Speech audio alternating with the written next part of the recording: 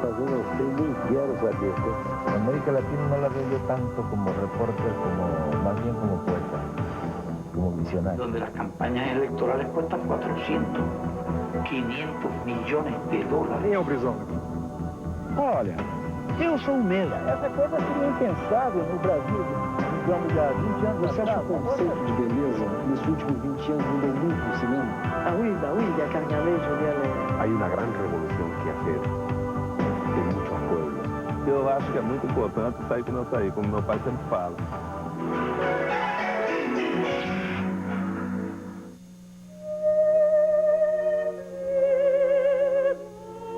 Hoje nós estamos em Paris, num pequeno bistrô típico parisense, e vamos conversar com o mais importante fotógrafo do mundo, o brasileiro Sebastião Salgado.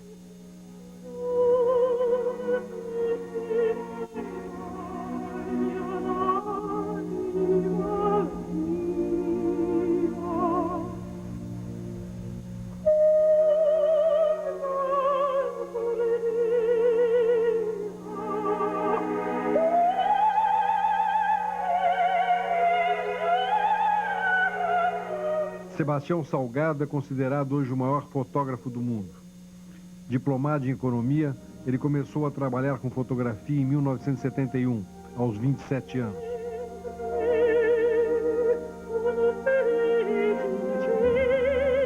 Já recebeu mais de 30 prêmios internacionais e publicou livros e catálogos, vários deles também premiados. Mineiro da cidade de Aimorés, hoje ele vive em Paris.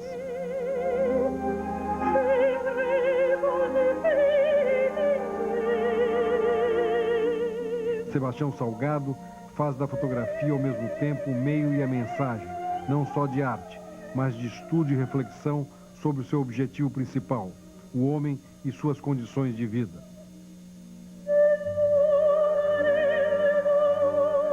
Sebastião, você está voltando da Índia, está indo para o Kurdistão, que vida é essa? Olha, uma vez eu perguntei ao Frei Damião, eu falei, Frei Damião, o senhor é tão velho e viaja tanto, ele falou, meu filho, isso aqui é que nem bicicleta, se a gente parar de pedalar, a gente cai, você entende? Então, fotógrafo é a mesma coisa, você tem que fotografar sempre, você tem que viajar sempre, as coisas que eu faço não acontecem na porta da minha casa, você entende? Então eu tenho que buscá-las, você entende? Eu tenho que ver onde elas estão. Então, realmente, eu viajo muito. E viajo principalmente porque eu estou realizando um projeto, trabalhando numa história sobre o movimento de populações. Então, já faz 3 anos que eu estou fotografando deslocamento de populações, refugiados, imigrantes, populações abandonando o campo, indo em direção às cidades, algumas grandes cidades do mundo que vão estar entre as maiores cidades no fim do século, e que todas têm a mesma característica. Há uns 20, 25 anos atrás tinham menos de 5 milhões de habitantes, hoje todas têm mais de 15 milhões, onde São Paulo é uma delas. E essas cidades todas têm uma característica marcante que cresceram enormemente em função da imigração brutal, principalmente a população abandonando o campo para a cidade. Então essa é um pouco a história que eu estou fazendo, um pouco da recomposição da família humana. Sebastião, outro dia eu vi uma entrevista sua no Brasil, no Roda Viva, e você dizia que São Paulo é uma das cidades que mais te impressionou no sentido da pobreza, da miséria humana. Realmente, olha, é muito interessante, porque às vezes eu venho ao Brasil e as pessoas me perguntam, de onde você vem? Eu falei, estou vindo da África. Então todo mundo fica muito chocado com a miséria na África, com a pobreza, com a violência. Na realidade, São Paulo é igual ou mais grave, ou mais difícil, você entende? E o que é interessante é que tem vários paulistas, amigos meus, que eu converso, você entende? Que eu estudei em São Paulo, eu morei em São Paulo há muito tempo, eu fiz universidade em São Paulo. E que eu falo, eu conto as histórias e as pessoas não conhecem as histórias. E o que é interessante é que as pessoas acostumam fazer um trajeto e às vezes não olham através da janela do carro, você entende? Basta em São Paulo você dar 90 graus na sua cabeça e você vê um outro São Paulo no seu lado, você entende? A quantidade de pessoas de rua, de crianças de rua, de famílias abandonadas, vivendo debaixo dos viadutos. E a violência em São Paulo é muito grande, não é isso? É uma cidade, por exemplo, na periferia de São Paulo, o número de assassinatos, o número de chacinas, o número de violência que tem cotidianamente é qualquer coisa de incrível. E também incrível porque é a maior cidade, possivelmente a maior cidade do mundo hoje. É possível que o grande São Paulo hoje conte mais de 16 milhões de habitantes, possivelmente 18 milhões de habitantes. Então é uma coisa fenomenal, uma coisa incrível São Paulo.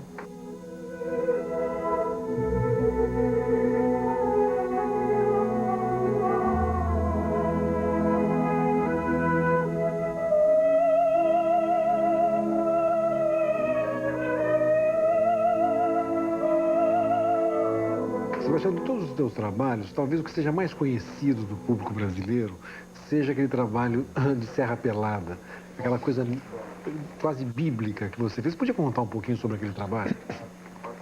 Olha, eu fiz uma reportagem longa, tão longa quanto esta, sobre o trabalho, sobre os trabalhadores, que eu chamei Trabalhadores, uma arqueologia da época industrial. Inclusive o livro está saindo no Brasil agora.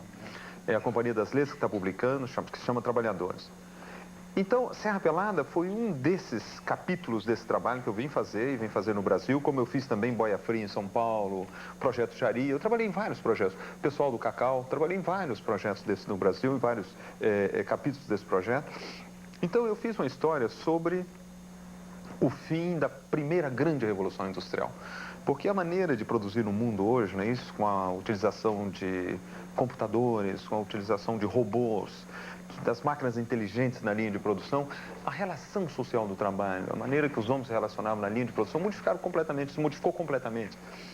Então, eu fiz uma história, um pouco uma homenagem a essa classe trabalhadora tradicional, como um pouco o fim de uma época. Então, eu viajei em 26 países durante 6 anos.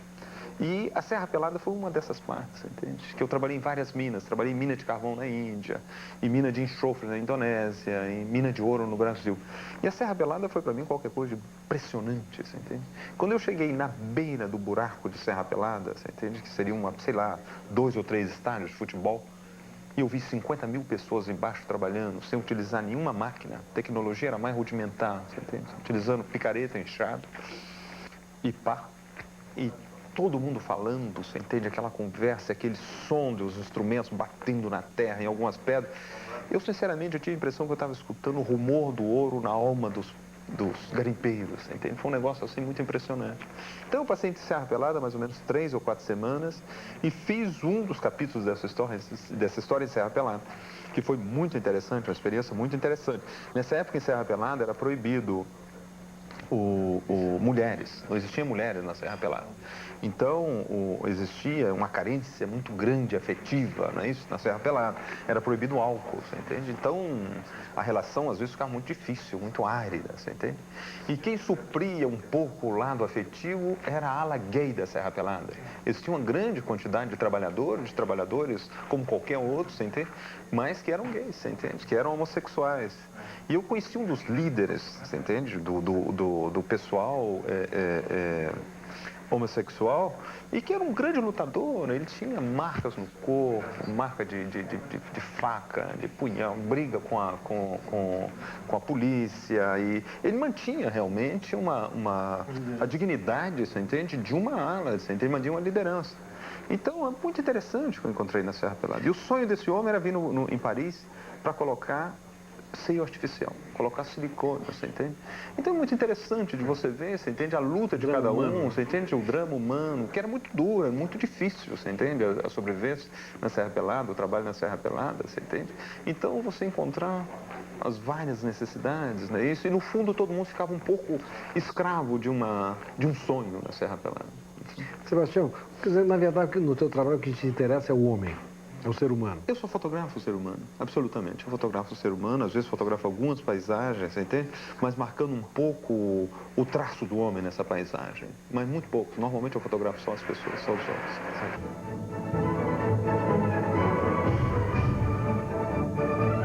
Hoje, aos 53 anos e há mais de 20 vivendo em Paris, Sebastião Salgado fotografa no mundo inteiro. Suas fotos, sempre em preto e branco, são verdadeiras obras de arte e fazem dele um colecionador de prêmios.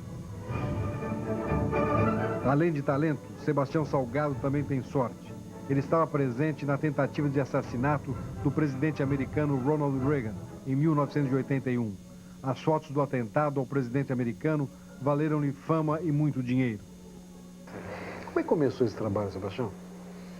Olha, eu fui economista, eu fiz pós-graduação na Universidade de São Paulo, no IPE, fiz a minha faculdade na Universidade Federal do Espírito Santo, depois fiz pós-graduação na USP, vim para Paris, fiz um doutorado em economia, e eu descobri fotografia quando eu estava em Paris, na Universidade de Paris.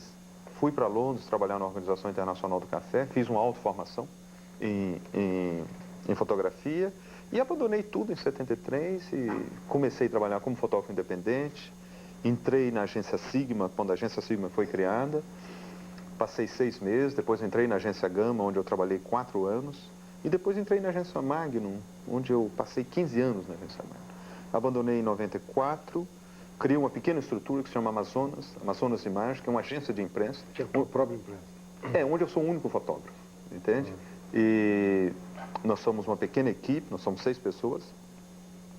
Então, hoje eu trabalho na minha própria estrutura, mas eu passei por várias dessas grandes agências de imprensa e hoje estou trabalhando sozinho, com a equipe trabalhando comigo. As tuas exposições são exposições universais, ou seja, no mundo inteiro tem exposições do teu trabalho, né? Esse trabalho você pensa em desembocar numa grande exposição também? Eu penso, olha, para realizar esse trabalho, eu estou contando com o apoio de vários jornais, de algumas instituições, de algumas empresas, como a Kodak, que me apoia nesse trabalho. Eu trabalho com 11 jornais, onde a Folha de São Paulo é um deles, onde o Parrimate, o Stern, o New York Times, o Rolling Stone, a Era, que é a revista do Asahi Shimbun no Japão, o El País. Então, 11 jornais e algumas instituições e companhias me dão o apoio necessário, financeiro, logístico, para a realização desse trabalho. E o primeiro suporte onde esse trabalho aparece são os jornais. Eu publico nesses jornais no mundo inteiro e certamente no ano 2000, que vai ser para mim um ano muito especial, que é uma passagem de século, uma passagem de milênio, 2000 anos do cristianismo, eu estou pensando em apresentar uma exposição sobre esse trabalho. E um livro, ou uma pequena coletânea de livros, mostrando o problema, porque vai ser muito interessante o ano 2000. Ninguém realiza que a gente está vivendo uma enorme revolução. Por exemplo, os brasileiros.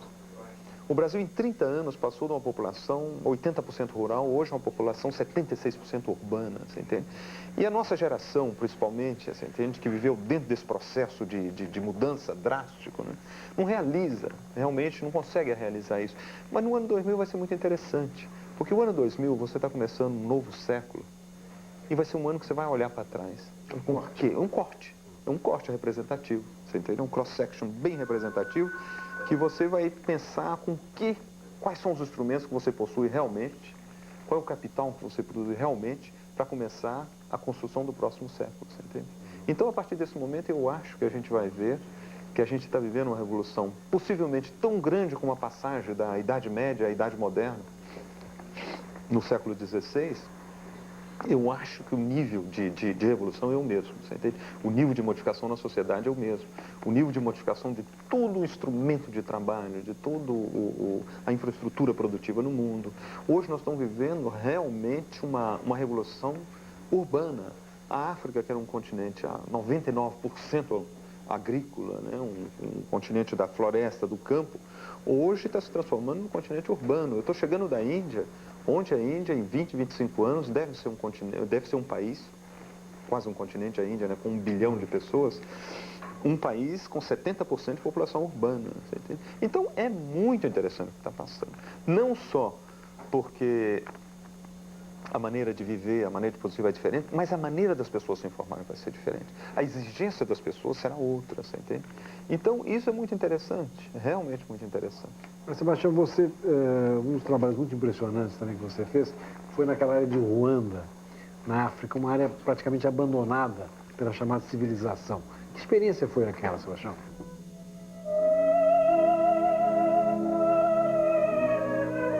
Olha, Ruanda, o que aconteceu no Ruanda é parte desse projeto, porque eu estou trabalhando não só com deslocamento de população do campo para a cidade, mas eu estou trabalhando também com imigrantes, pessoas que abandonam os países, que vão para outros, e com refugiados. Você tem uma ideia, o número de refugiados nos últimos 6 anos passou de 4 milhões para mais de 26 milhões hoje de refugiados. E o Ruanda fez parte disso, né? O contingente de refugiados foi imenso em Ruanda, em 94, principalmente depois de 2 meses, onde possivelmente houve em densidade o maior genocídio do planeta, não é isso? Porque foram assassinadas mais de 800 mil pessoas em menos de 2 meses. E nesse momento, o número de pessoas que abandonaram o Ruanda, que passaram as fronteiras, foi muito grande, foi imenso, né? Foi imenso. Então eu trabalhei muito com o pessoal abandonando o Ruanda, indo em direção à Tanzânia, e abandonando o Ruanda, indo em direção ao Zaire, e também ao Burundi. Que experiência foi essa para você do ponto de vista humano? Ah, uma experiência muito difícil, muito dura, porque eu até aí eu tinha a impressão que a gente vivia num processo evolutivo, e evolução para mim era só evolução num sentido positivo, não é isso? A evolução da humanidade. Mas a partir daí eu constatei que evolução também pode ser em outro sentido. E que a espécie humana, eu acho que a grande inteligência do homem, não é isso? É a capacidade de adaptação. E a gente pode se adaptar tão bem num processo evolutivo positivo, como pode se adaptar num processo evolutivo negativo. E aí, pela primeira vez, eu vi que a gente pode muito bem estar indo em direção ao fim da espécie, você entende? E que a gente se adaptará muito bem, você entende? Morrendo, atirando, matando uns aos outros, você entende? E depois eu vi também na Bósnia, mais ou menos o mesmo processo. Eu vi coisas interessantes na Bósnia. Eu tive algumas famílias que eu frequentei no início, por exemplo, de toda a violência na Bósnia, onde era muito difícil de uma mãe aceitar que a criança tinha que ir para a escola. Porque as violências começaram, depois as escolas começaram a funcionar, as crianças tinham que ir para a escola, e, por exemplo, para um filho sair para a aula, o vizinho ao lado estava atirando na sua casa. Então a criança tinha que sair escondido, atrás dos carros, e voltar. Nos primeiros dias era realmente uma violência total, você entende? De aceitar que a criança tinha que partir, sob a possibilidade de levar um tiro. Eu vim 2, 3 meses depois, as pessoas estavam mais ou menos adaptando aquilo. E 6 meses depois era a coisa mais normal do mundo. A criança dizia, tchau mamãe, estou indo embora, e saía, a mãe nem ligava, continuava trabalhando, e os tiros, você entende, bombardeio e tudo, a criança ia, voltava. Então as pessoas se adaptam muito rápido, você entende? E a gente pode se adaptar perfeitamente em qualquer processo. Inclusive a miséria. Olha, inclusive a miséria, a maior miséria não é só falta, você entende, de bens. Por exemplo, eu trabalhei muito na África, onde várias pessoas me disseram várias vezes que eu fotografava a miséria. Eu trabalhei muito na Índia, onde me disseram que eu fotografava a miséria. A realidade, você entende, é que a miséria, a gente confunde falta de bens materiais e miséria. Falta de bens materiais é pobreza, e miséria é um tipo de pobreza nas relações humanas, você entende? E eu encontrei muita miséria em países riquíssimos, você entende? Em Nova York, por exemplo, onde as pessoas, você entende, vivem total miséria humana, você entende? É que não existe mais nenhuma capacidade de retorno a partir de um certo ponto. Onde a pessoa está só, completamente abandonada pelos próximos, pelos outros, você entende? Que não existe mais família, não existe mais comunidade. A ideia de comunidade morreu. E para mim, nesse ponto é que São Paulo foi muito violento. É que a ideia de comunidade morreu na cidade de São Paulo, você entende? E você sente, por exemplo, a célula básica que existia na sociedade brasileira, não é isso? As famílias do campo, que viviam entre famílias, entre comunidades, e que chegam numa cidade grande como São Paulo, tentam viver ainda dentro da comunidade, e a primeira coisa que morre é a família, você entende? Depois o grupo um pouco mais largo, e os filhos maiores abandonam, e depois os pais abandonam os filhos menores, você entende? Então tem uma explosão total da coisa. Então essa é a verdadeira miséria. Esse é um negócio terrível que está acontecendo hoje, e que a gente se adapta. A gente vive com ele, você entende? E vive mal, que o Brasil hoje está vivendo muito mal. A violência existe muito nas cidades no Brasil. As pessoas se adaptaram de uma certa forma, que de uma certa forma, para mim, é uma doença crônica, você entende? E que de uma certa forma teria que ser controlada, a gente teria que tratar essa doença. Uma que é em forma de social, né, nesse sentido. É uma enfermidade, você entende? A violência no Brasil hoje, a explosão da célula básica da família, da comunidade, é uma doença que pode ser tratada, mas tem que ser tratada como uma doença. O que você falou, quer dizer, no fundo as pessoas se adaptam a esse tipo de coisa e acabam não enxergando como ela é, né? Todas as pessoas, inclusive, gente, dos dirigentes, entende? As pessoas que vivem em torno, você vê uma criança no sinal pedindo esmola, uma criança pequenininha, 3, 4 anos, passou a ser parte da paisagem do Brasil. Exatamente. Você fecha o seu vidro, você tranca a porta, você acelera, você não presta atenção, mas isso é um pedacinho da célula da sociedade que está morrendo, e a sociedade como um todo que está indo. Então é algo que teria que ser discutido, teria que ser debatido. Eu acho que a gente teria que desenvolver um civismo um pouco maior no Brasil, uma discussão mais ampla nesse sentido.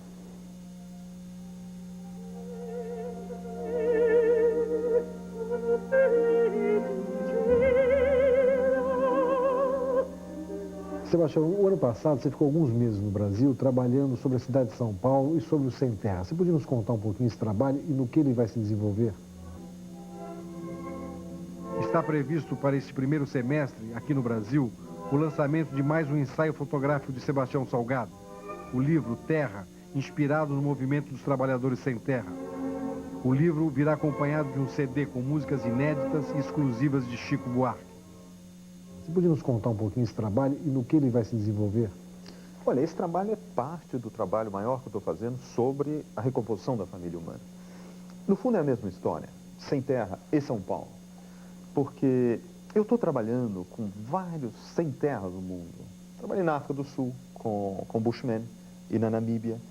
Estou chegando da Índia, onde eu trabalhei com várias tribos do estado do Bihar, onde são mais ou menos 9 milhões de pessoas que estão lutando para ficar na terra.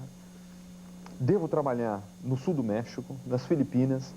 Na realidade, hoje a opção que a gente fez, quando eu digo a gente, é a humanidade, tá certo? De que a gente chama de desenvolvimento, a gente podia colocar entre aspas desenvolvimento, porque tudo isso pode ser colocado em questão. Você pode discutir todos esses detalhes, não é isso? E na realidade você pode discutir a validade de tudo isso, que chama de desenvolvimento. É que existe um fenômeno mundial de expulsão do homem do campo. Tá certo? O tipo de tecnologia agrícola é uma tecnologia que está indo em direção a grandes propriedades. A não assistência, não existe nenhuma política, praticamente no mundo inteiro, exceto em países desenvolvidos, de apoio às pessoas do campo. Não existe praticamente médicos no campo. Não existe escolas praticamente no campo, muito pouco. Então, o homem do campo, hoje, com acesso à televisão, ao rádio, ele vê que existe uma outra oportunidade, possivelmente uma outra oportunidade para ele na escola. Então, ele começou a deslocar. E com o aumento de produtividade no campo, começou uma aceleração de expulsão do homem do campo também.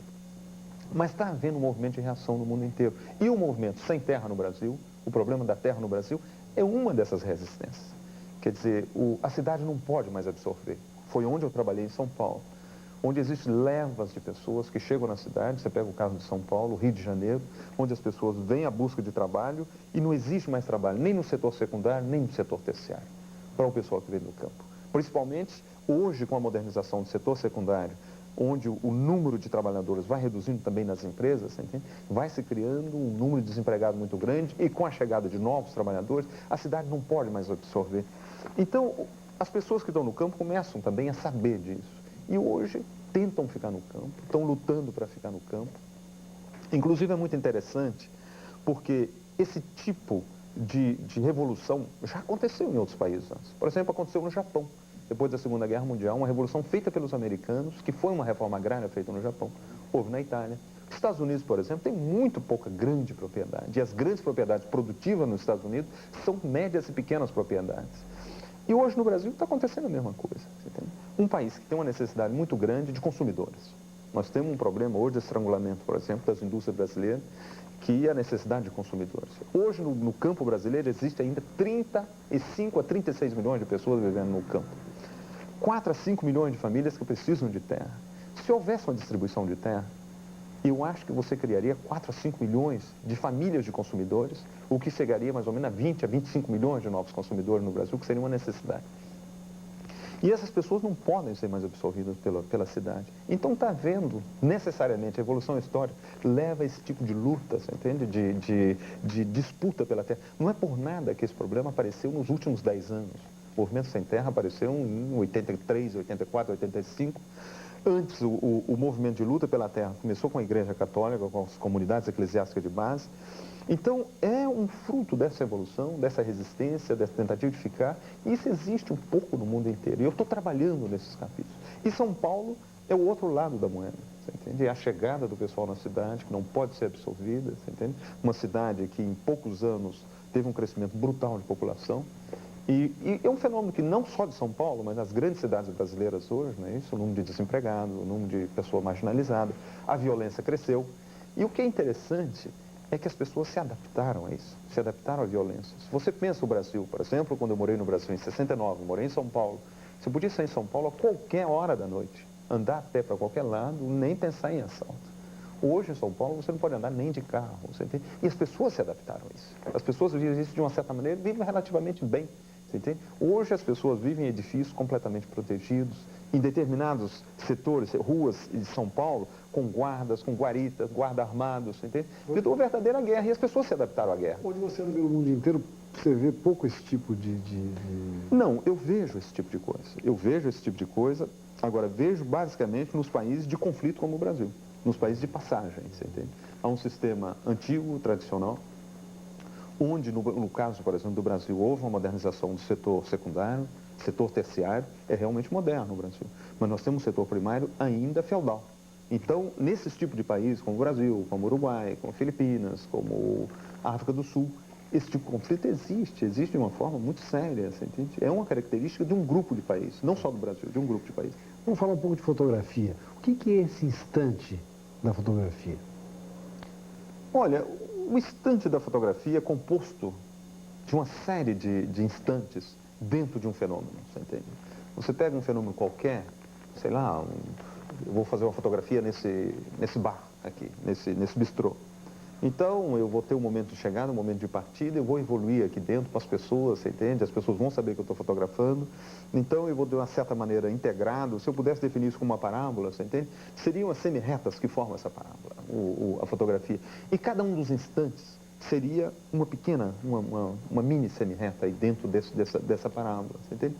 Onde eu tenho que evoluir, eu tenho que me adaptar, eu tenho que as pessoas têm que saber que eu estou fotografando, tem que ter uma interação muito grande entre o fotógrafo e a pessoa fotografada, que na realidade não é só o fotógrafo que faz a fotografia. A pessoa fotografada dá a fotografia ao fotógrafo também. Então tem que ter essa interação muito grande.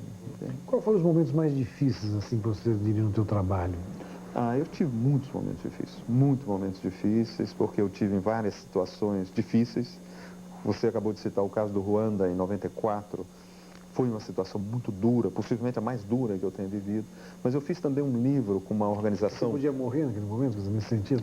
Não, o problema de eu morrer não é um problema, você entende? Porque isso você pode morrer a qualquer momento, não é isso? Sei lá, eu viajo muito.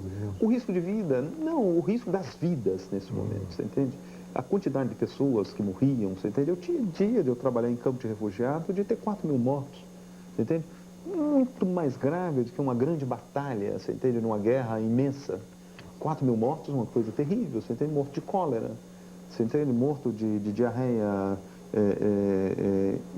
infecciosa e outros tipos de doenças, você entende? Contagiosas rápidas. Então, houve um momento muito difícil, você entende? Muito duro de você...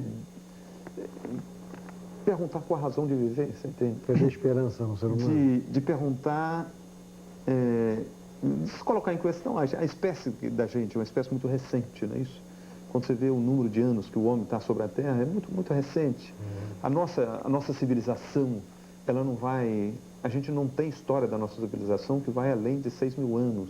Ela começou quando o homem começou a viver em comunidade. História escrita, ela não vai além de 3, 4 mil anos. Então, é tudo muito recente, você entende? E você pensa, meu Deus, tiveram animais como os dinossauros que viveram há 150 milhões de anos, e já desapareceram há 150 milhões de anos, que viveram mais de 100 milhões de anos e que também desapareceram. A gente também pode desaparecer. Você pega o caso do AIDS, se você tiver 3 cruzamentos de vírus ao mesmo tempo como esse, a espécie humana desaparece inteira. A reserva de átomo, né, atômica que existe na União Soviética, se houver realmente um desmembramento da União Soviética, e que tem essa possibilidade, e que esse pessoal for para uma guerra, para uma briga muito séria, você entende? A gente termina como espécie, a espécie acaba, você entende? E tem tantos fatores que podem terminar a espécie, porque a espécie é muito vulnerável, ela é muito frágil. O que acontece com você quando você volta de uma viagem dessas e volta para sua casa? Quer dizer, você vem da África, passa meses numa miséria humana terrível, né? Aí você volta para o teu lar, para o teu trabalho, você é um homem já realizado, e de repente você sai de novo para fazer isso tudo de novo. Quer dizer, mas eu não sou realizado, o problema não é esse.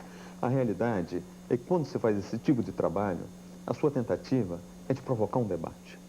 Tá certo? Eu acho que a gente tem, as pessoas que podem provocar uma discussão, têm que provocar uma discussão.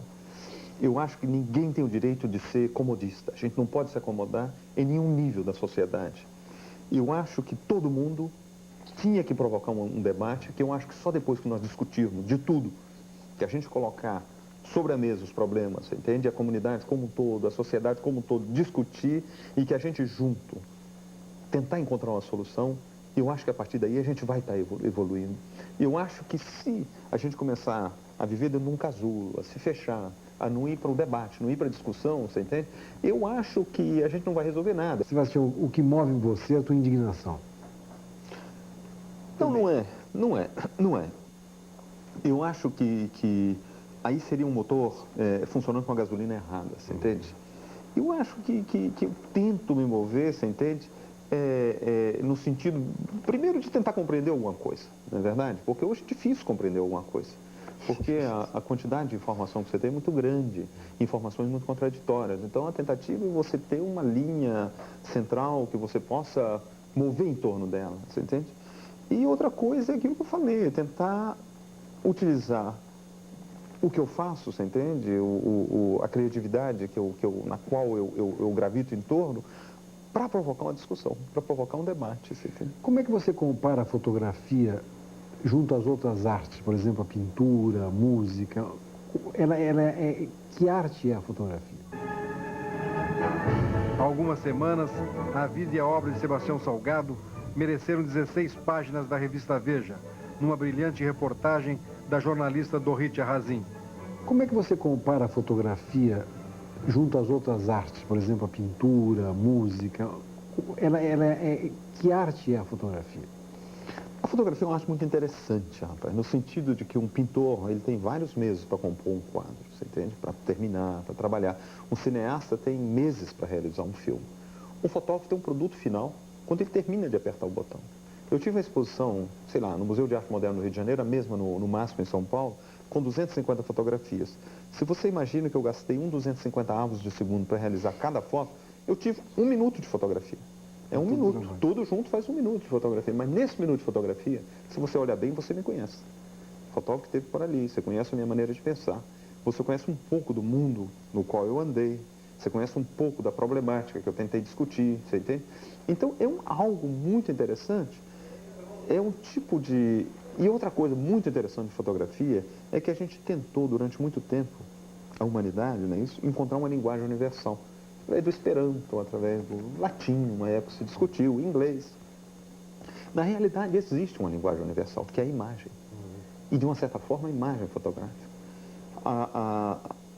Essa escrita fotográfica, por exemplo, que eu trabalhei no Brasil, com Sem Terra, com São Paulo, e que agora eu vou sair esse livro em 8 países, vai ser uma escrita fotográfica, você entende? Que vai ser lida em 8 línguas diferentes, você entende? Sem o mínimo problema, sem o mínimo problema. Então, de uma certa forma, uma linguagem universal. E uma linguagem muito interessante, porque é uma linguagem bem entendida, você entende? Bem compreendida pela população do mundo inteiro. Quem se vê retratado, você entende? E quem se oferece para ser retratado. Então, é muito interessante. Eu vou fotografar alguém, a pessoa não é inocente, de uma certa forma. De uma certa forma, eu não estou roubando a imagem de ninguém. Primeiro, que eu não roubo mesmo, que eu aproximo das pessoas, as pessoas sabem que eu estou fotografando. E segundo, que as pessoas que se deixam fotografar, elas se deixam fotografar na tentativa de mostrar alguma coisa, de passar uma mensagem através da minha imagem. Você entende? Então, isso é altamente interessante. E é uma forma de linguagem que todo mundo participa, que todo mundo discute, que todo mundo vê. Eu lembro quando eu trabalhei no Ruanda, em 94, houve uma grande discussão, um grande debate sobre as fotografias, se essas fotografias deviam ser feitas, mostrando a degradação da espécie humana, inclusive de que os fotógrafos estavam explorando as pessoas fotografadas. De nenhuma forma, o fotógrafo não criou a violência no Ruanda. O fotógrafo não criou a exploração econômica, você entende, no Ruanda. O que explodiu no Ruanda foi uma exploração econômica muito grande, você entende, uma exploração total da população. O Ruanda estava exportando chá há muitos anos, a 1/3 do custo de produção. Café, como no Brasil, o Brasil exporta café há quantos anos abaixo do custo de produção? O cacau. Então, tudo isso assim, não foi o fotógrafo que criou. O fotógrafo simplesmente foi um enviado da sociedade na qual ele vive para registrar esse fenômeno e para mostrar. E eu acho que essas fotos do Ruanda, nenhuma criança de 2 anos, de 1 ano, tem o direito de se furtar essas imagens. Eu acho que todo mundo tem que ver, tem que prestar bastante atenção e discutir o que está acontecendo. Como as imagens do Brasil, como as imagens de violência, como as imagens de abandono nas ruas de São Paulo e do Rio de Janeiro, todos os brasileiros tinham que vir discutir para tentar junto encontrar uma solução. Porque todo mundo é responsável de uma certa forma. Mas, senhor, uma pergunta. Existe beleza na destruição? Existe beleza na... Porque tem certas fotos tuas que são, por exemplo, Serra Pelada. Tem uma beleza imensa. Mas existe beleza na espécie humana. Existe beleza na espécie humana. Existe beleza no planeta que a gente vive, sabe?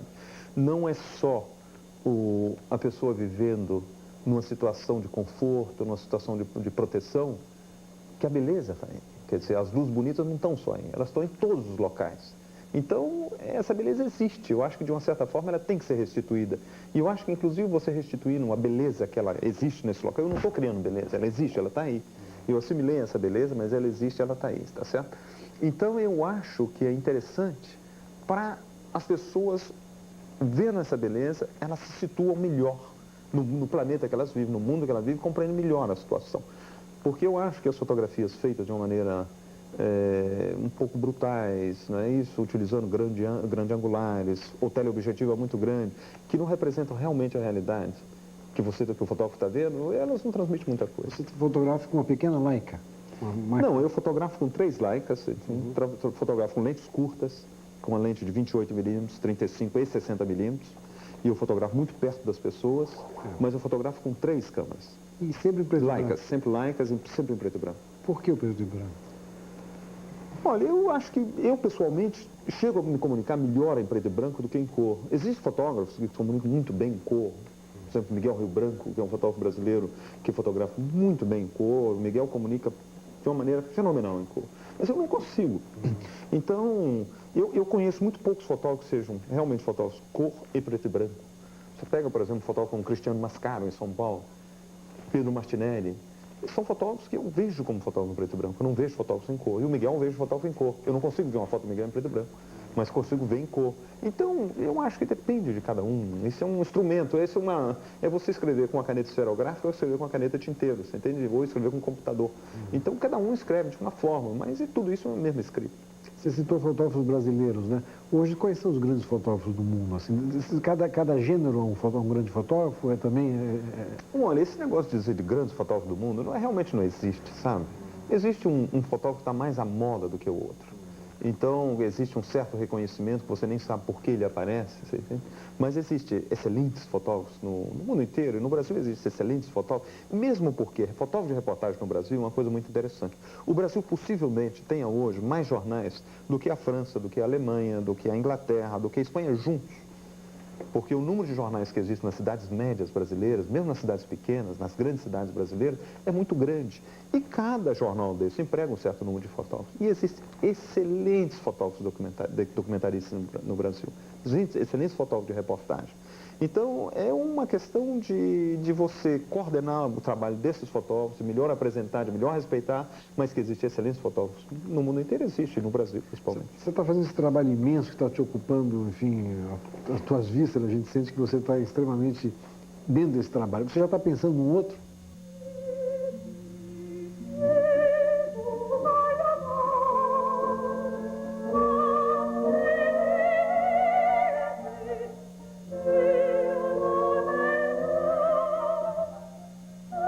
Trabalho imenso que está te ocupando, enfim, as tuas vistas, a gente sente que você está extremamente dentro desse trabalho. Você já está pensando num outro? Não, ainda estou na metade desse, entende? Ainda estou na metade, ainda me faltam 3 anos para terminar esse trabalho. Não, ainda não consigo pensar em outro. Mas seguramente eu tenho que fechar um círculo, não é? Eu trabalhei muito, não sei, meu início eu trabalhei muito em guerras, quando eu trabalhei na agência Sigma, na Senta Gama, uma violência seca, direta. Quais as guerras que você... Eu tive muito na Angola, Moçambique, Líbano, Irlanda. Então, a violência da guerra é diferente dessa violência? Muito, altamente diferente. De uma certa forma, a violência da fome é uma violência maior do que a da guerra, muito maior do que a da guerra. Porque ela é muito mais injusta de uma certa forma. A da guerra também é injusta, mas a da fome ela é terrível. Depois eu trabalhei sobre a fome. Forma, né? Hoje eu trabalhei sobre o trabalho, fiz enorme quantidade de fotografias sobre os trabalhadores, trabalhei 6 anos. Agora eu estou trabalhando sobre a recomposição da família humana. Quem sabe o último trabalho não seria eu seguir um pouco o traço do homem sobre o planeta, você entende? O que ele modificou nessa Terra. Ser uma coisa que eu pudesse ligar as outras todas. Não sei. Possivelmente, mas ainda não sei realmente.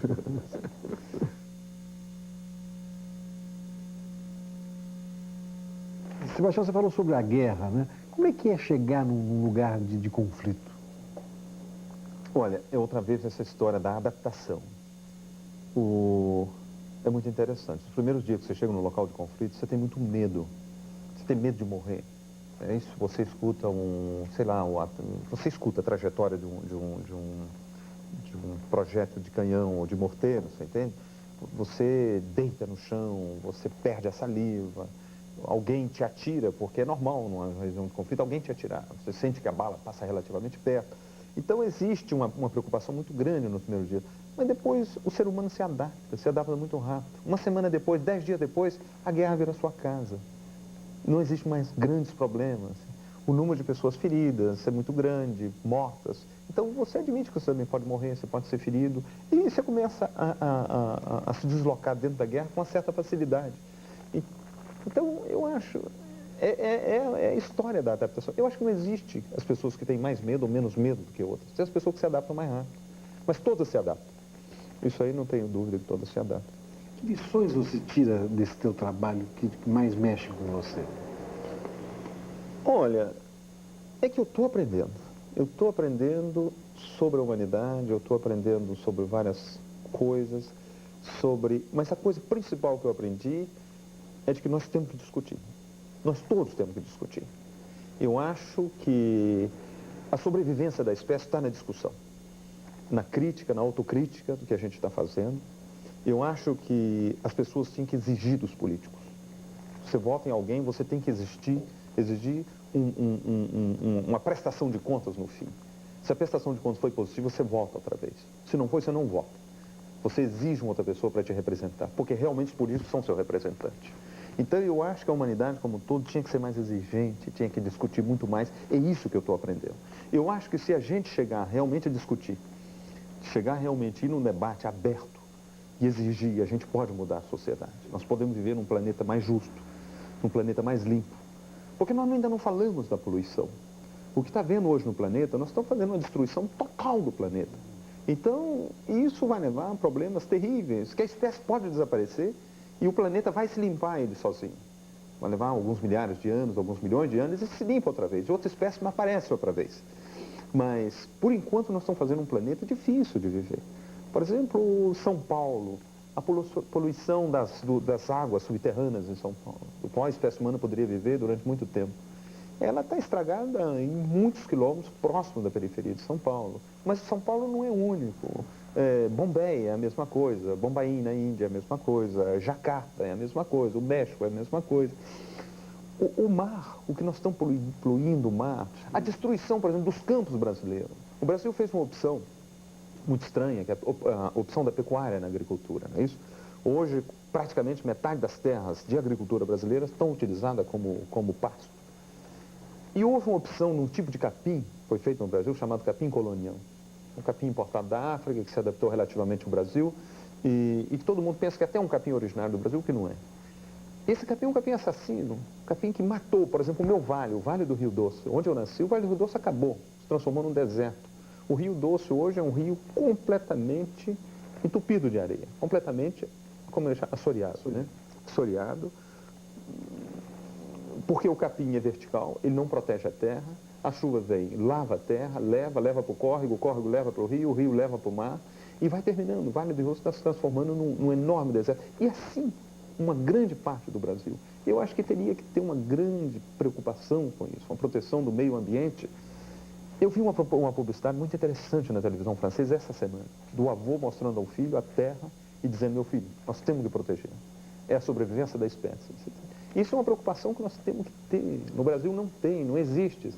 E teria que ter. Eu acho que o Brasil está maduro o suficiente para ver nascer um partido de proteção do meio ambiente, um partido político de proteção do meio ambiente, onde políticos exigissem, onde a população votasse em política e exigissem a proteção do meio ambiente brasileiro. Isso tudo depende da sobrevivência nossa, da espécie como um todo. E eu acho que isso é uma preocupação que a gente teria que ter. Me diga uma coisa, Sebastião, você é um homem religioso? Não, eu não acredito, não, eu não tenho religião. Eu acredito sim na espécie humana. Eu acho que se existe uma força qualquer, é o destino da espécie humana. Eu acho que a gente é uma espécie recente, como eu falei há pouco, é uma espécie que pode desaparecer, é uma espécie muito frágil que pode desaparecer. Eu acho que deveria existir um comportamento da espécie como um todo de se quase egoísta, né, esse da espécie, de se autoproteger. Mas eu acho que isso aí deveria ser a religião do planeta, você entende?